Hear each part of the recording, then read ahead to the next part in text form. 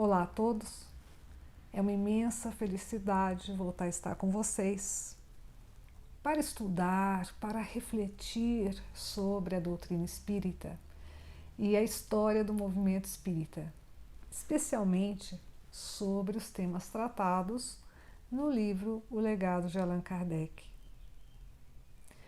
O livro Legado de Allan Kardec, poderíamos dizer de maneira bem resumida, é o resultado de uma investigação histórica, doutrinária e também jurídica do movimento espírita francês, sobretudo entre os anos 1867 e 1887.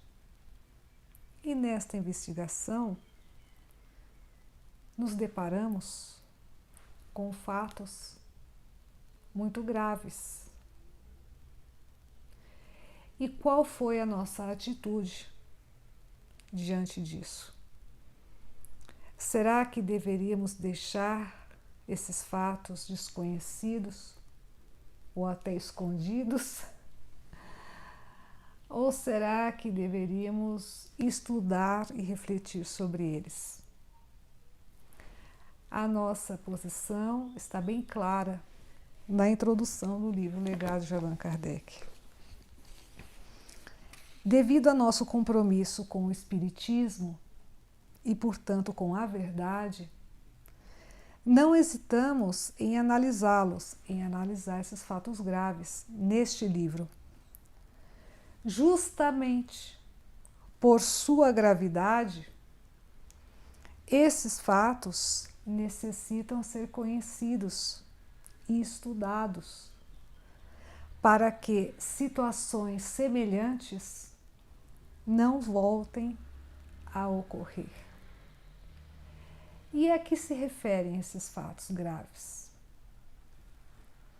Também na introdução deixamos claro. Espíritas que conviveram com Allan Kardec, que receberam não somente seu patrimônio material, mas, principalmente, o legado dos ensinamentos de suas obras e de seu exemplo, desviaram-se consideravelmente do compromisso que tinham assumido de colocar em prática, preservar e divulgar esse legado com vistas ao progresso espiritual da humanidade. Mas o livro O Legado de Allan Kardec se limitou a isso? Não. Como também explicamos muito claramente na introdução.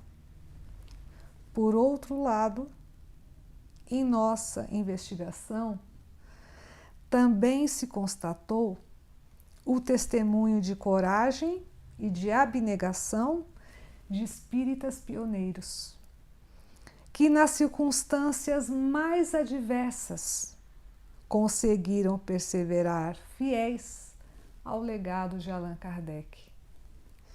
Este livro também procura difundir o exemplo desses verdadeiros espíritas, especialmente de Leon Denis, Gabriel Delanne, Alexandre Delanne e Henri Sauce. Vamos a tratar desses fiéis pioneiros espíritas ao longo do livro, mas eu gostaria já de ressaltar o exemplo, especialmente de Henri Sauce. Henri Sauce, que consideramos que necessita ser mais conhecido. E para nossa felicidade, o nosso querido amigo Charles Kemp nos enviou muito gentilmente uma obra que recomendamos aos interessados, que esta se chama Lyon et le Spiritisme, de Michael Ponsardin. Está traduzida ao português. publicada no Brasil, Lyon e o Espiritismo. E o autor, que é um pesquisador espírita francês, consultou fontes primárias, documentos originais e resgata um período importante da história do movimento espírita lyonês e do trabalho exemplar de Henri Sauce, como dirigente espírita, como escritor, divulgador da doutrina espírita, como médium de cura, como homem dedicado à prática da caridade. Nós também publicamos este ano, pela Federação Espírita Boliviana e pela Confederação Espiritista Argentina, um prefácio à biografia de Allan Kardec, de Henri Sauce, em uma nova tradução de Gustavo Martínez. Neste prefácio, procuramos também resgatar o exemplo de Henri Sauce.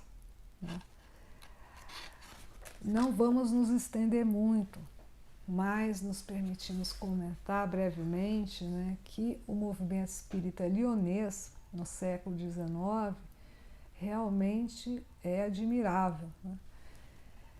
Estava formado basicamente por pessoas que passavam por grandes necessidades econômicas, por operários, com graves problemas de sobrevivência até.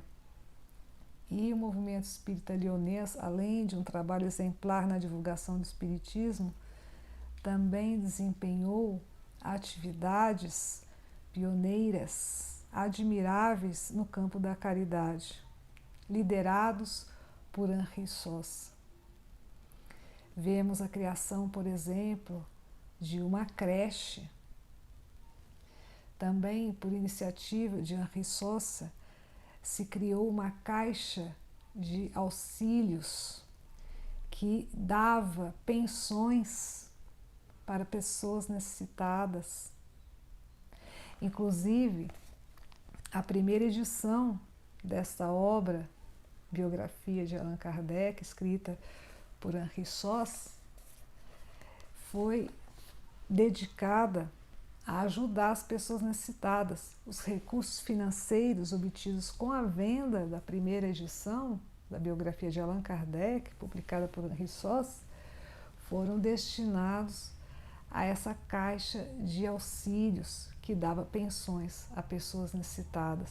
Henri Sauce também era um médium de cura e ele se dedicava a atender, sobretudo, as pessoas de escassos recursos financeiros. E sempre gratuitamente, de maneira abnegada. Ele nunca se beneficiou materialmente do trabalho espírita. Pelo contrário, ele contribuía muito, inclusive financeiramente, com o trabalho espírita, especialmente nas tarefas de divulgação do espiritismo.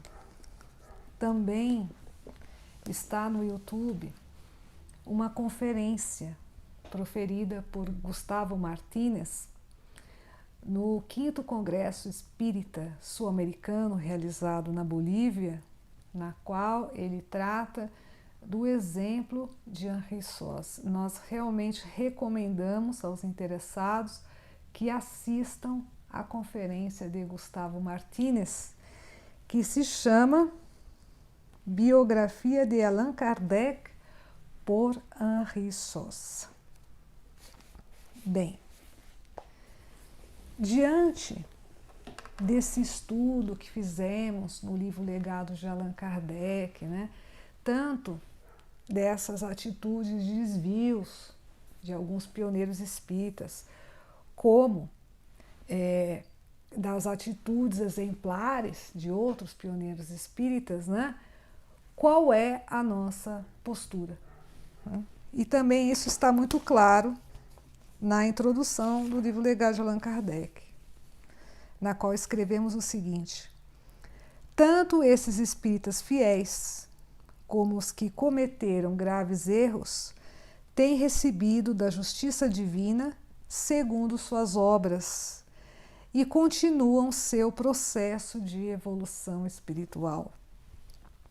Nossa finalidade, ao investigar, estudar e publicar a história de um determinado período evolutivo de alguns desses espíritas, é extrair lições que possam servir para o progresso espiritual de cada um de nós. Do mesmo modo que tem ocorrido com eles, a justiça divina dar-nos-á segundo as nossas obras. Então, está bem claro, né? Qual é a nossa finalidade?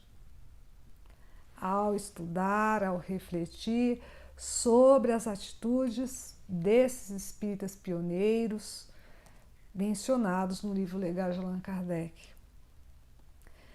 é extrair lições que possam nos ajudar em nossa autoanálise, em nossa transformação moral. E que essa transformação moral